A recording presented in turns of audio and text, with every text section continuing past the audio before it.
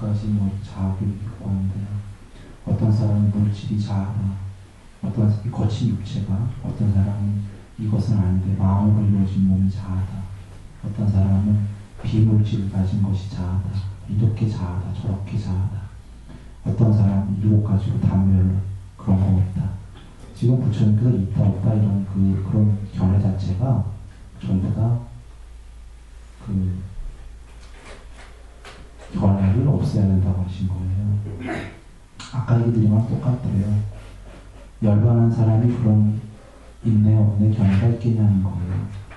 지금 몸뚱아리와 느낌과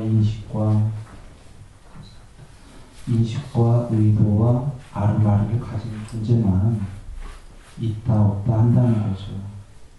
이거는 있다 없다 그런 말씀을 초월해 있는 얘기입니다. 부다나경에 나오는 말씀인데요. 비코들이여, 태어나지 않고 존재하지 않고 만들어지지 않고 형성되지 않은 것이 있다. 그러니까 형성된 거는 이 재행할 때 행이에요. 재행 무상인데 지금 무상이 아니라 형성되지 않았기 때문에 항상 한 게 있다 이 말입니다. 태어나지 않고 존재하지 않고 만들어지지 않고 형성되지 않은 것이 있다. 비구들이여, 만일 태어나지 않고 존재하지 않고 만들어지지 않고 형성되지 않은 것이 없다면, 여기서 태어나고 존재하고 만들어지고 형성된 자에게, 우리들이죠, 자에게 벗어남이란 없다.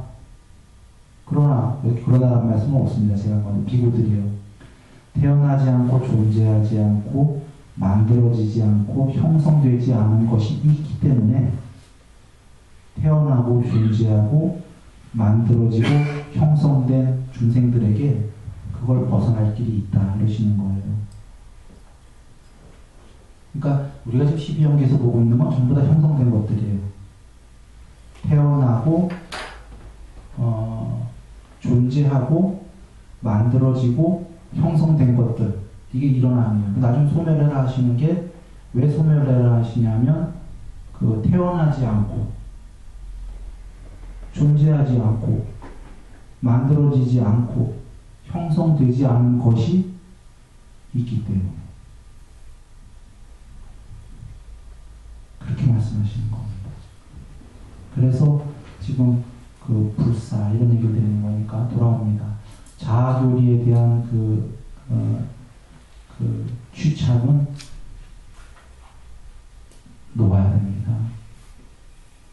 왜냐하면 자아교리가 궁극은 분명히 있습니다. 불성이. 그러나 궁극이 있네 없네에 대해서는 궁극은 있는데 불사라고 말씀하시니까 머릿속에서는 그렇지만 놔야 돼요. 왜 그럴까요?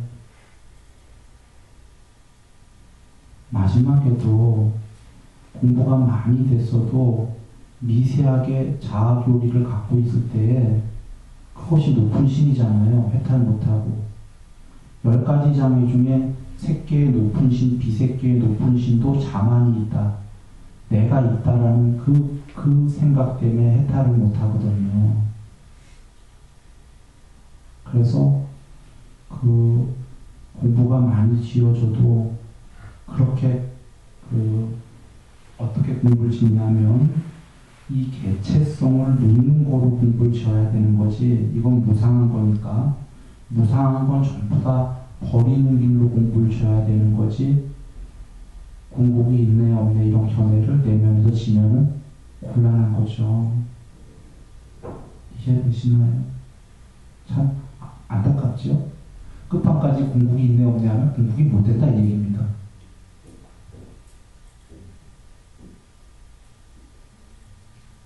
왠지 이해되시죠?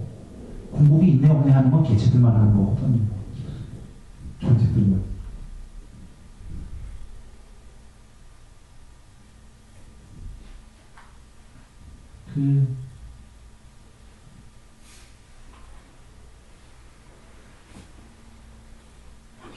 번외 얘기 하나 드릴까요?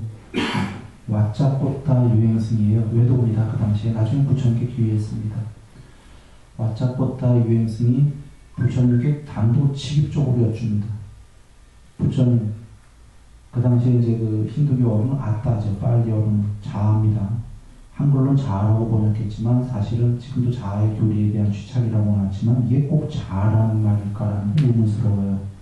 궁극이란 소리예요. 궁극인데 왜 한글로 자아라고 번역을 했냐면 힌두교의 대다수가 이걸 궁극이라고 여기질 않고 이 안에 있는 영혼이라는 식으로 여겼단 말이에요. 자아라고. 지금도 그런단 말이에요. 우리가 무슨 불멸하면은 다 문제는 이 안에 있다라고 여긴단 말이죠. 이 안에 있으면 뭐 쪼가리죠. 영혼같이. 그래서 이게 자아라는 단어에 꼭 합당하진 않은데 본래 뜻은 그런데 이제 힌두교인들이나 많은 사람들이 전부 다 이걸 이 안에 뭐로 생각하니까 이게 이제 자아, 마치 이제 아처럼 된 건데 그래도 그 단어를 그냥 써보죠. 인습적으로. 그 와짜포타 유행스님 부처님 자아는 있습니까? 첫 번째 질문을 했어요. 침묵. 두 번째도 자아는 있습니까? 없습니까? 안 물어봐요. 두 번째에도. 확고하게 있습니까? 생각하니까 있습니까만 두 번 여쭤요. 침묵하셨어요. 일어나서 그냥 가버렸어요. 그 가장가장 안한존자께서 부처님께 여쭙기를 부처님 왜 대답을 안 하셨나요? 그가 유행승이 자아는 있습니까? 했을 때 내가 있다라고 대답했다면 영성론자들의 편을 드는 것이고 없다라고 했다면 단멸론자들의 편을 드는 것이다. 영성론자들은 영원히 산다 이 자아로 이런 논자들이고 단멸론자들은 한 번 죽으면 끝이다 이런 논자들인데 양쪽 다가 아니다 이런 얘기죠. 그런데 이건 항상함이 없다가 아니에요. 지금 우리가 봤듯이 항상함은 있는데 그 견해를 지어서는 안 된다 이 말씀인 거예요 지금. 왜냐하면 항상함이라고 자꾸 생각하면은 어떤 식으로 생각하냐면 그 형체 없는 게 아니라 형체 있는 무엇을 자꾸 항상하고 싶어 하는 거거든요. 이 세 번째 이제 곧 부처님 말씀을 들으면 이해가 더 쉬우실 거예요. 세 번째로는 부처님 뭐라고 그러시냐면 와차코타 유행승이 자아는 있습니까? 라고 질문을 했을 때 만약에 내가 있다라고 대답했다면 나는 내가 모든 형성된 것들을 변한다라고 한 무상이라고 하는 지혜가 일어나게끔 하는 법에 부합되는가? 안한존자는 그렇지 않습니다. 세존이시오.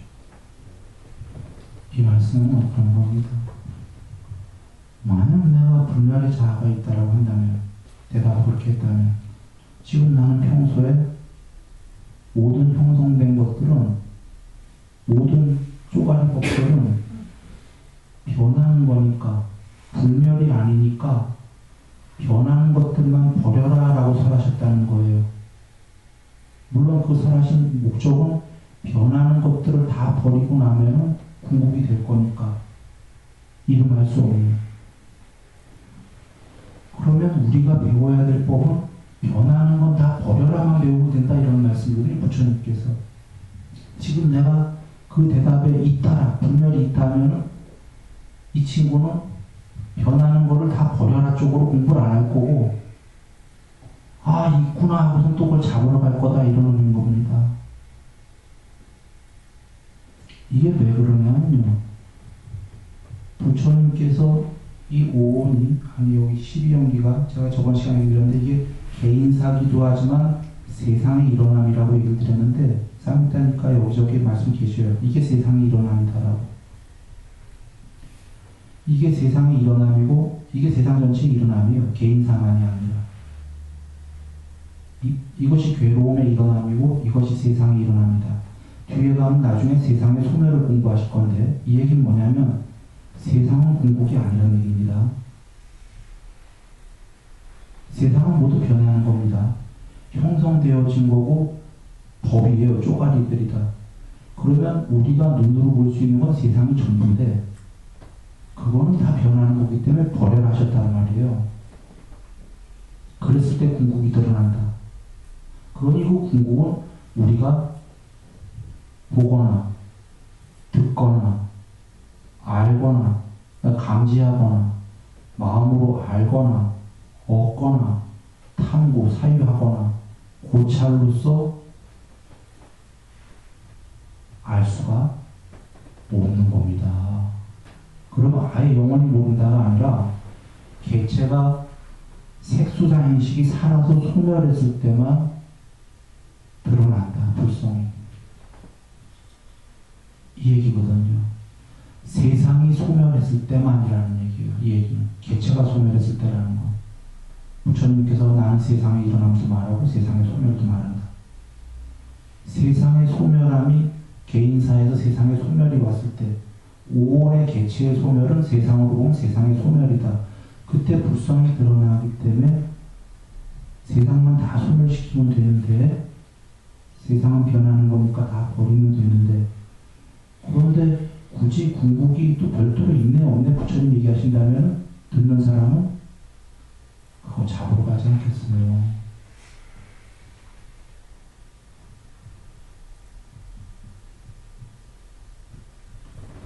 외약합니다. 제가 왜 이 얘기를 조금 더 이렇게 더 할 수도 있는데 이 정도에서 멈출게요. 왜 여기서 이 얘기를 좀 했냐면 세상에 두 가지 견해들이 있어요. 한쪽은 영원한 무엇이 있다. 한쪽은 없다. 그래서 부처님께서는 그 양쪽 다에 대해 얘기하지 말라고 그러셨어요. 사실은. 자아교리에 대해서. 근데 저는 얘기할 수밖에 없는 게 제 얘기가 비록 지금 돌 마실 일이더라도 있다예요. 있다. 공부가. 요새 세상에 없다 쪽으로 많이 가기 때문에 제가 한마디 한 겁니다. 궁극이 없다면 지금 불사 자체가 얘기한 거예요. 제가. 불사가 우리는 다 죽음. 그런데 불사가 있다. 불사 자체가 변하는 건 다 죽음이거든요. 안 변한다 얘기하는 거죠. 지금 여기 계시다시피. 그런데 부처님께서 이렇게 말씀 다 하셨지만 그거를 인내업내로 말하지 말라고 하셨어요.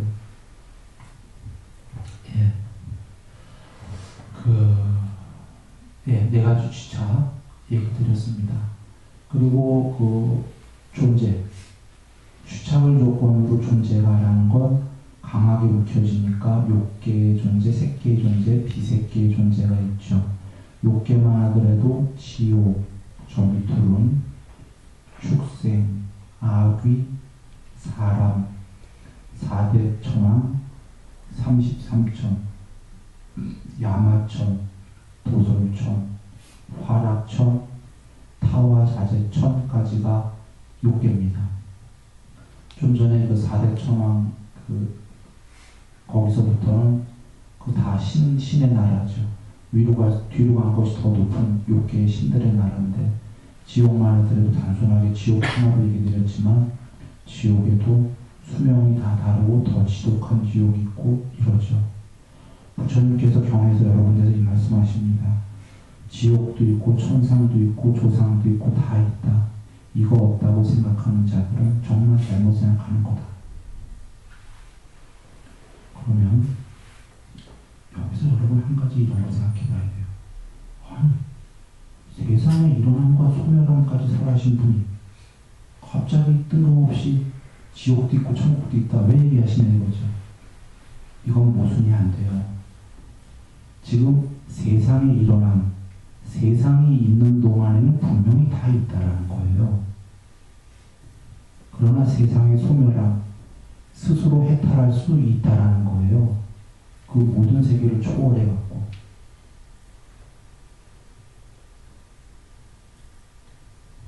그런데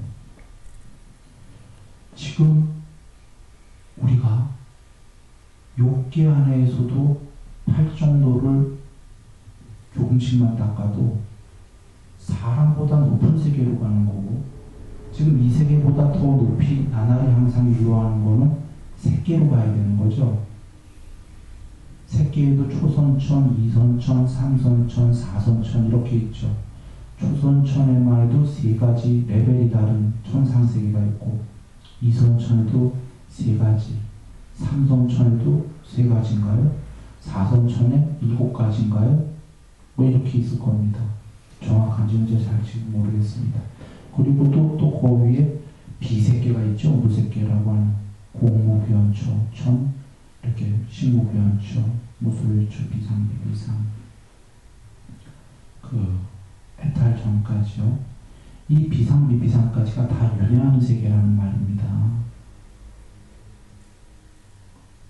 그래서 부처님께서 경에서 강력하게 있다 그러셨습니다. 보통 있다 없다 얘기 안 하시는 그분께서 있다. 근거 여러 군데 있습니다. 없다고 산 사람들을 잘못 생각하는 거다. 그렇지만 다시 얘기해도 이건 모순되지 않는 게 세상에 있는 안에는 있다라는 거예요. 그러나 부처님께서는 그 있다가 훌륭하다 이렇게 말씀하시는 게 아니라 해탈을 못한다면 최소한 나날이 높은 데로 가라 해요. 해탈을 못한다면. 그러나 해탈하겠다라면 그게 다 윤회의 세계이기 때문에 초월해라.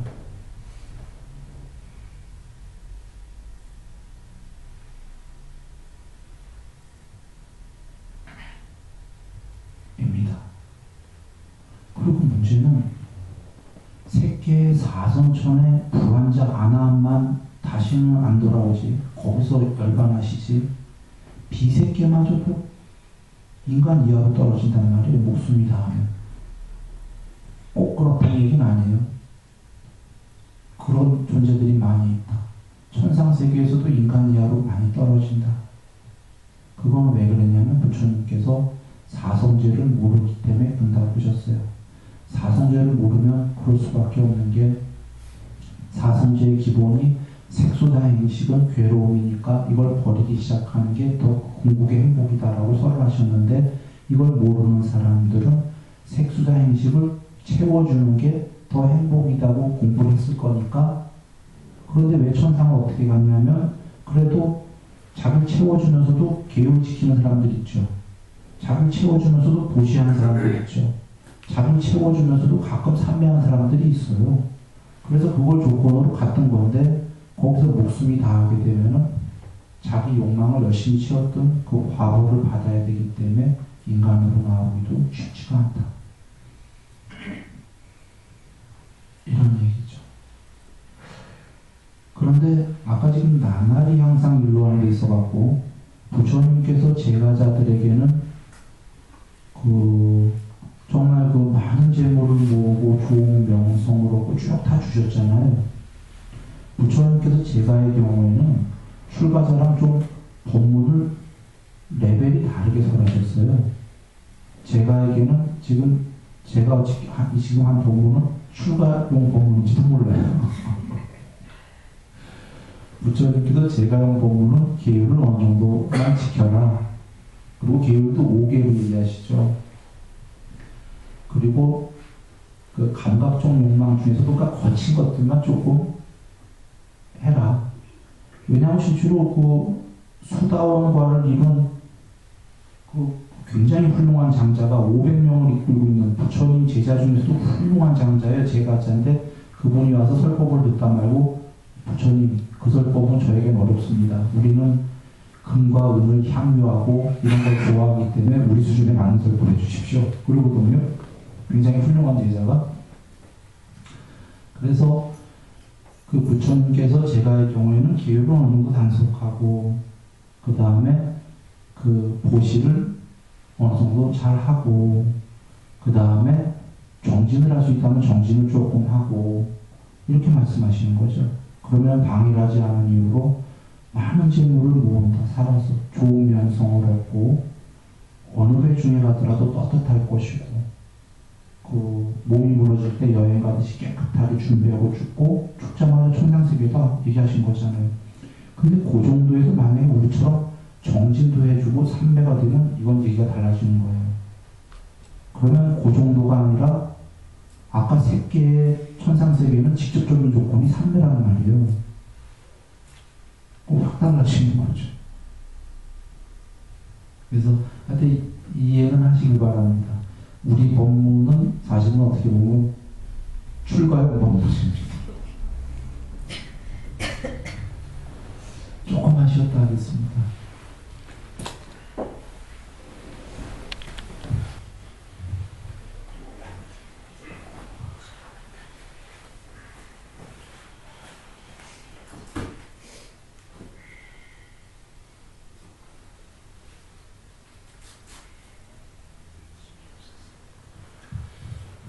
그래서 그 존재에서 그 태어남, 저번에 얘기 드렸죠. 윤회가 그거거든요. 지금 존재가 있다는 거예요. 욕계, 색계, 비색계. 신들이, 높은 신들은 다 보고 있는 거죠. 보고 있습니다. 그래서 부처님께서 그 힌두교 바라문들이 아주 높은 신들한테 제사 지내는 것도 다 공덕이 크다고 그러셨어요. 근데 그거는 궁극은 안 된다. 그리고 그 신들이 궁극이 안다 하신 거죠. 부처님께서 궁극이신 거죠. 그래서 신들이 여기 다 내려보고 있는 겁니다. 큰 높은 신들이. 존재로 윤회하는 거죠. 윤회하는데, 태어남으로, 이제 태어나게 되면은, 필경 노병사가 있는 거죠. 좀 전에 태어나고, 존재하고, 만들어지고, 형성된 자에게는 필경 노병사가 있는 겁니다. 늙고 변두고 죽는 게. 이것이 다 우리는 아는데요. 천상세계의 신들은 영원할 거다. 이거는 비논리다라는 거예요. 이걸 논리적으로 생각하시면 돼요. 그들도 윤회에서 태어났잖아요. 생겨나고, 만들어졌고, 형성되어진 거잖아요. 그러면 무척 오래 살지만 우주 몇만 개 생기고 멸할 시간을 살아요, 수명이. 그래서 어떤 신은 착각을 해요. 나는 영생이다라고. 여기 착각하는 신들 무척 많아요. 그래서 부처님께서 그대는 영생이 아니다 하니까 나는 영생이고 전지전능하다. 어찌 그대가 아닌가 하니까 부처님께서 나는 그대 수명이 10만 나쁘다라는 걸 분명히 보고 있다. 부처님 궁극까지 다 보시기 때문에 10만 나쁘다 그냥 셀 수 없는 세월이라고 생각하시면 됩니다. 거의 안 변할 듯한. 그러니까 그렇게 신들의 왕은 착각을 하는 거예요. 그래서 부처님께서 진지하게 얘기하시니까 이 신들의 왕이, 신의 왕이 놀래갖고, 그러면 더 다른 얘기를 좀 해달라고. 그 부처님이 그 전에 수많은 걸 다 얘기해 주시니까 듣고서 그 자리에서 놀래잖아요. 그러더니 이제 알았다고. 나는 영생이 아니라고. 이게 그 신들의 왕도 착각할 수밖에 없는 거거든요. 거의 전지전능성이니까 말이죠. 전지전능이라고 제가 얘기하지 않았습니다. 거의 이렇게 얘기했죠. 그러니까 이게 우리가 또 번외 얘기로 흘러가면 얘기 길어질까봐 여기서 그냥 돌아오는데, 그냥 하여튼 형성되어진 것들을 모두 논리로 보시면 형성되어진 것, 만들어진 것, 생겨난 것, 태어난 것, 이런 것들은 다 필경 멸한다는 거 이해되시죠? 변하는 거기 때문에. 부처님께서 다 보고 다 아시는 그분께서 그렇게 얘기하신 겁니다. 그래도 하여튼 우리는 지금 그 해탈이 아니다라면 나날이 더 높은 존재로 가야 되는 거예요. 천상세계로. 그리고 다음번에 윤회할 때 또 인간 이상으로 와야죠. 그렇겠죠. 그거는 다시 한번 돌아와서 얘기하자면 별로 어렵지 않아요. 어려운 거 아닙니다. 어떨 때 인간 이하로 가냐면 그 10가지 계목이 다 있는 거예요. 10가지 계목을 다 지키면 인간으로 오는 게 아니라 10가지 계목을 다 지키면 해탈이에요. 그러니까 퍼센트를 많이 지키면 되는 건데, 특히 행위 쪽 3가지를 많이 지키고, 그렇게 되면은 동물로 오기는 거의 어려운 거예요. 말 4가지는, 그러니까 행위 3가지가 살생, 도둑질, 간음, 이것을 안 어기면은 이건 동물로 오기가 거의 쉽지가 않은 거예요. 이 얘기는 동물로 못 온다 이 얘기입니다.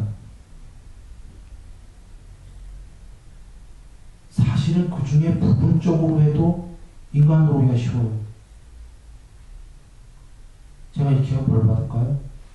그런데 왜 그러냐면 부분적으로 해도 인간으로 오고 싶다가 우리 전생에, 전 요번 생에도 죄송합니다. 요번 생에도 살생했거든요.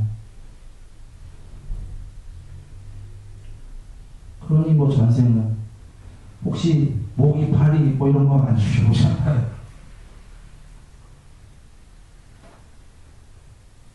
그리고 어렸을 때 그 생물화학, 아니 뭐지? 생물 시간인가 뭐 이렇게 하고 깨구리 이렇게 하고 해보.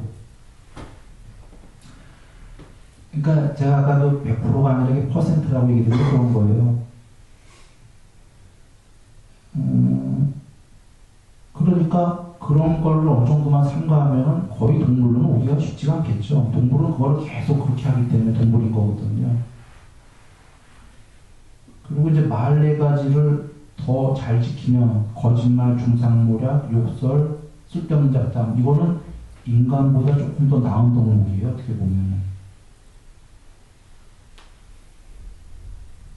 그래서 나타내고, 그 다음에 탐심, 진심, 어리석은 마음인데 이걸 어느 정도 다스려야 되는 거죠. 어느 정도만 다스리면 거의 인간 이상인 거죠. 인간으로 나온다 이거죠. 그리고 도시.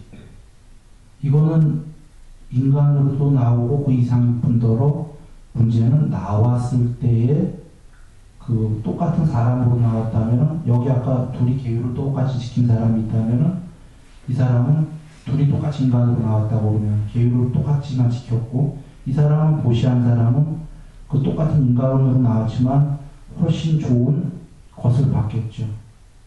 수명, 용모, 명성, 명예, 행복, 힘, 재물 등등. 천상세계가도 그럴 거고, 견해 계신 말씀이에요. 똑같은 저걸 짓더라도 보시한 사람은 천상에 나더라도 그 같은 신들 중에서도 최고의 신이 되고 뭐가 되고 말씀 쭉 계시거든요. 인간으로 나도 그렇고.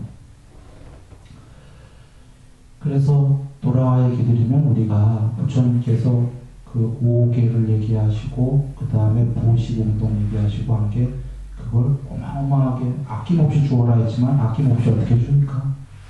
아까 계율 100% 멘탈이듯이 아낌없이 주어라는 궁극의 경지까지 얘기하신 거지. 보시를 처음에 아낌없이 어떻게 하겠어요? 계율 조금 하듯이 마찬가지인 거예요. 그런데 부처님께서 그렇게만 해도 그것은 그 제가자에게 훌륭하다고 얘기하신 거예요. 그런데 조금 더 훌륭하게 하려면, 이제 그 잠깐 돌아와서 얘기할게요. 아까 육군 얘기를 했는데 부처님 경에 계신 말씀드립니다. 성이, 도시가 있다. 도시가, 성이. 그 도시에, 도시가 있는데 그 도시에 성이 있다. 거기에 문이 있다. 6가지 문이. 그 문을 지키고 있는 문지기가 있다.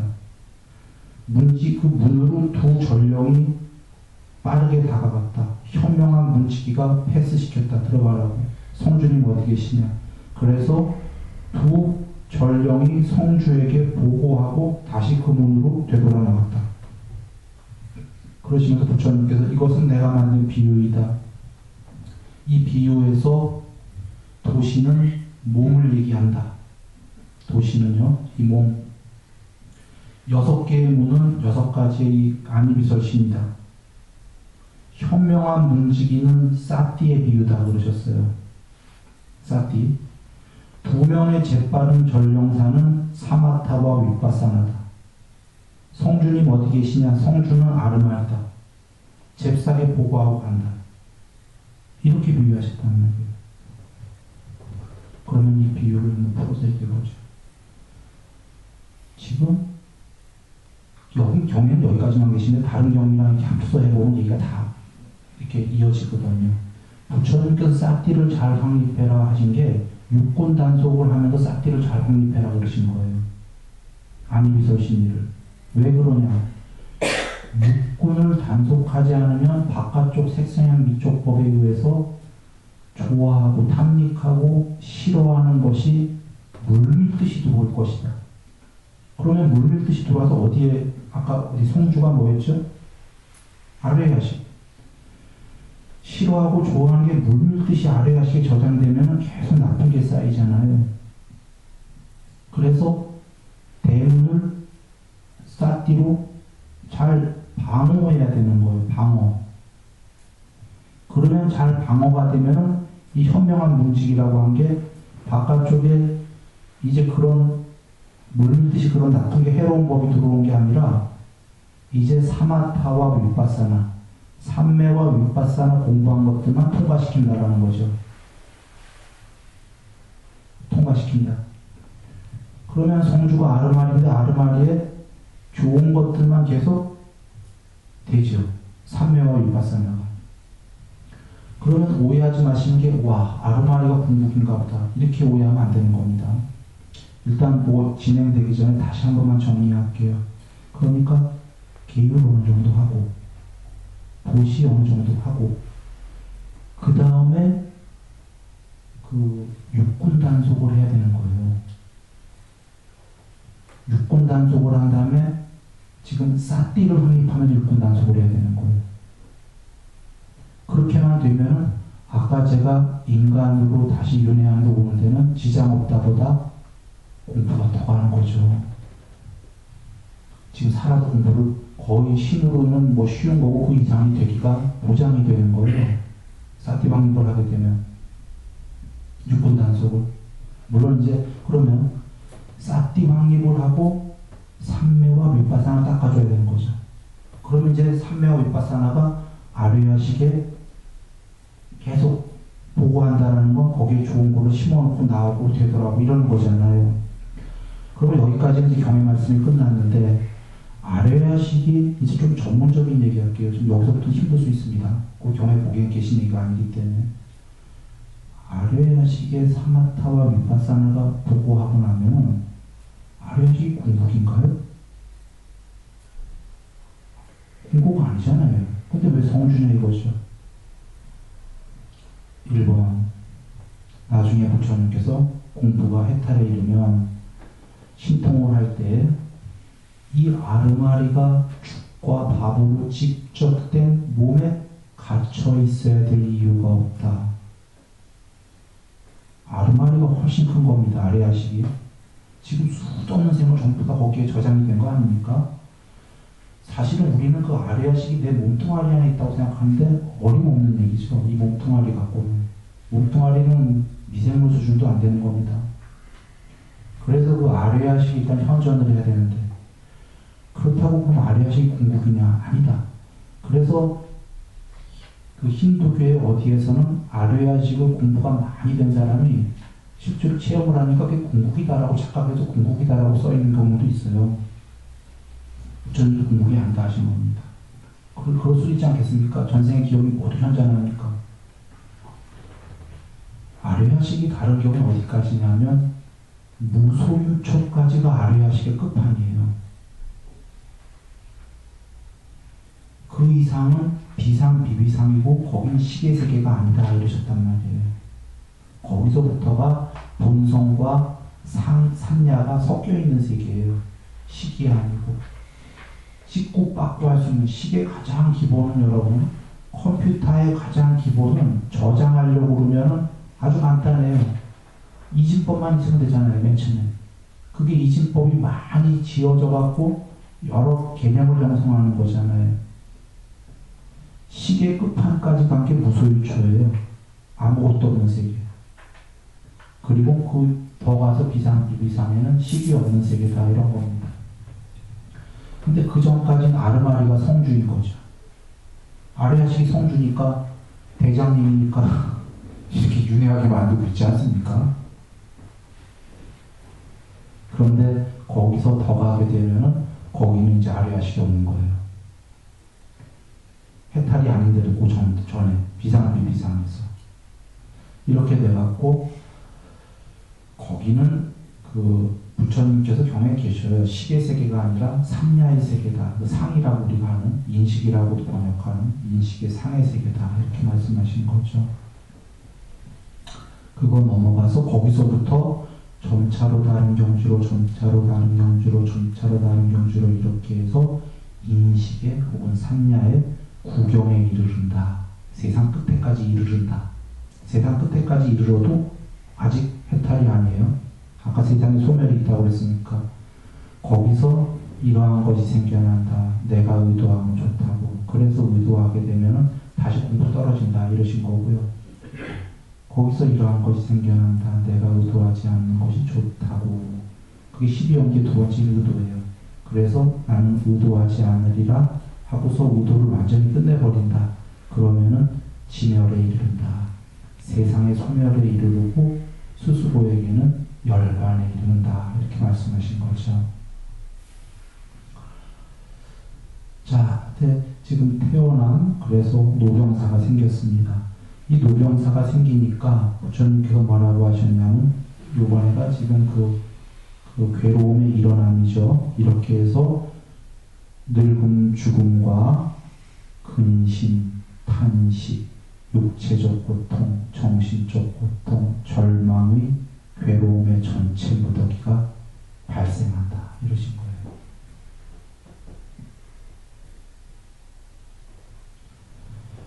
지금 괴로움의 전체 무더기가 일어난 것 1번, 2번 이것이 세상의 일어남이에요. 그 밑에만 보시면 이해가 쉽잖아요. 맨 처음에 노병사, 태어남이니까 당연히 노병사가 있지. 그러니까 우리가 생로병사가 근심, 탄식, 육체적 고통, 정신적 고통, 절망이 있을 수밖에 없지. 이건 당연하잖아요. 근데 여기서 두 갈래길이 있는 거예요. 그러니까 나는 좀 더 바깥쪽에 모든 걸 끌어모아서 행복해져야 된다니까요. 이게 한 가지 경우. 세상에 거의 많은 사람들이 이런 경우고, 지금 부처님께서는 그러시는 게 아니라 바깥쪽에서는 아까 설명드렸습니다. 고통 반, 괴로움, 즐거움 반. 영원히 그렇다. 그렇다고 출발에 바깥쪽을 완전히 무시하고 하지 말아가 아니신 게, 바깥쪽과 처음에 출발은 내면에 바깥쪽에 어느 정도 추구하면서 버리는 것을 조화롭게 해라는 거예요. 이걸 제가 얘기 드릴게요. 부처님께서는 탐에 머물러, 탐에 강요되어, 탐에 완전히 동요되어 인색함까지 간다. 여기까지 가면 이제 전방위로 괴로움이 생긴 거죠. 인색함을 없애고 탐에 완전히 동요된 거 없애라. 탐에 강요된 정도로 했다가 점점 더 가서 탐에 머물러 정도만 해라고 그러시는 거예요. 제가 전에 얘기해 말이죠. 머무르기만 해도 아까 그 얘기예요. 그럼 탐에 머무르기만 했으니까, 아까 이 거친 것들을 없앴으니까 탐에 머무르면서 내면의 행복도 삶에서부터 어느 정도 된 거잖아요. 아까 바깥쪽으로 쭉 나갔던 게, 인색감까지 갔던 게 쭉쭉쭉 들어와서 탐에 머물러까지가 왔기 때문이죠. 그러면 탐에 머무르기만 해도 방일하지 않기 때문에 그 사람은 방일 안 합니다. 부처님 법을 배우신 분은 계율을 조금씩만 지켜나가도 삶에서 분발하게 되거든요. 삶은 부처님께서 분발하는 자의 몫이다 그런 거예요. 나쁜 사람이 돈 벌고 명예가 있는 게 아니라 훌륭한 사람도 게으르면 안 된다고 그랬어요. 전생에 보시한 공덕이 많으면 몰라도 훌륭한 사람도 분발해야지만 돈 잘 벌고 명예롭고 당연한 거 아닙니까? 그래서 그런데 부처님 법을 잘 쫓는 자는 계몽만, 믿음을 받고 계몽만 어느 정도 지켜도 그 사람은 방일하지 않기 때문에 탐에 머무르기만 해도 살아서 많은 재물을 모은다. 좋은 명성을 얻는다. 아까 얘기 쭉 드린 거예요. 이거 얼마나 좋습니까? 내면으로도 공부가 돼서 행복해. 밖으로도 탐에 그냥 머무르기만 해도 수리수리 마수리 다 잘 되잖아요. 물론 다 잘 된다는 건 통론으로 얘기 드린 겁니다. 살아도 많은 재물 모으고 좋은 명성 얻으면 다 잘 될 거예요. 그러나 모든 일이 매번 매 순간에 다 잘 될 수는 없겠죠.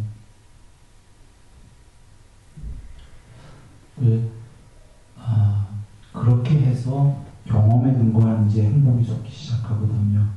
굉장히 큰 행복이. 그렇다면 그 사람은 이제 한번 정신 이상으로 한번 가볼 이유가 있다는 거죠.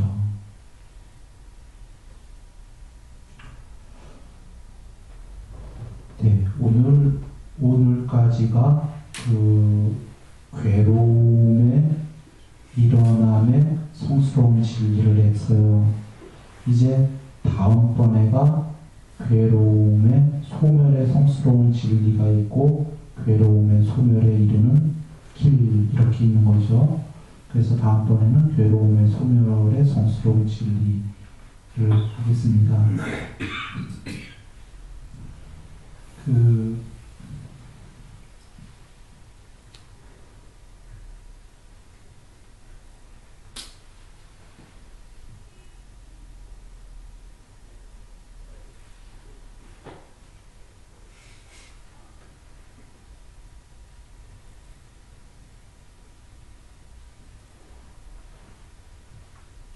끝나기 전에 하나만 더 얘기를 좀 드려야 되겠군요.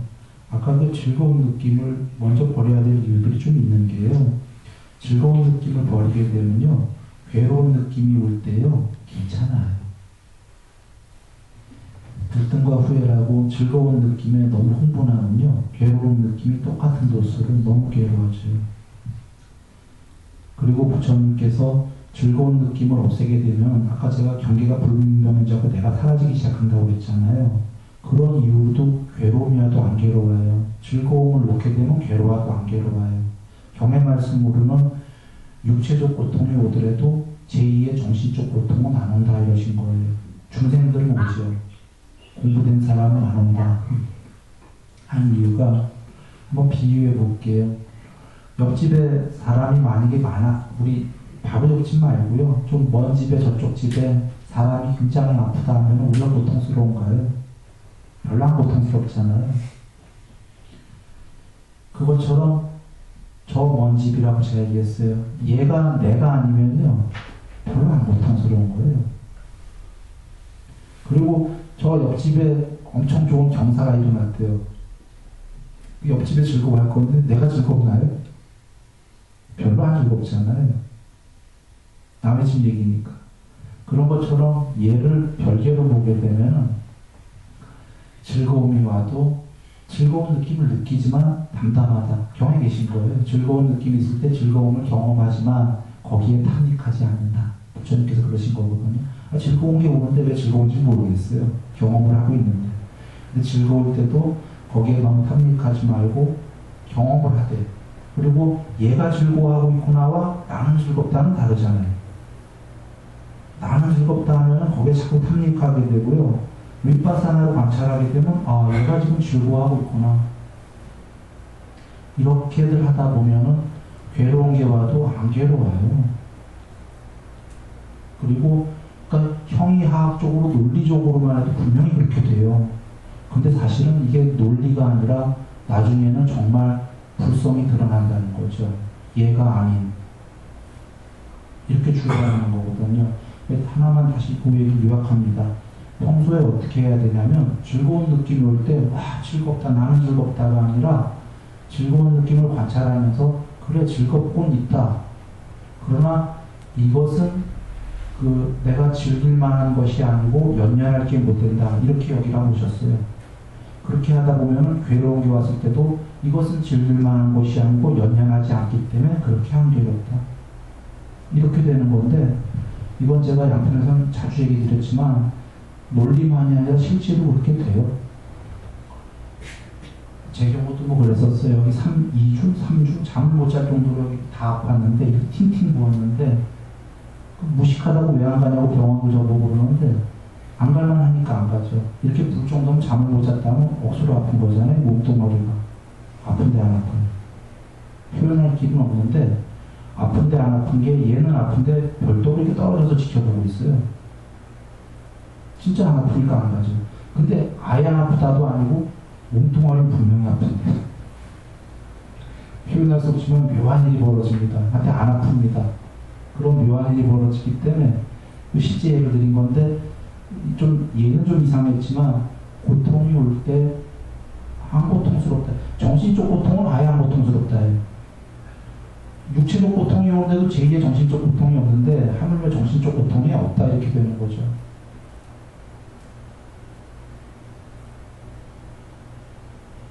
그런데 그러니까 즐거움에 너무 빠져들기 때문에 반대적인 괴로움을 줄 때 괴로운 거예요. 얘한테 덤덤해지면 얘도 덤덤해지고 실제적으로 그리고는 노파하고 이 상태가 되는 겁니다. 네. 남석가모니를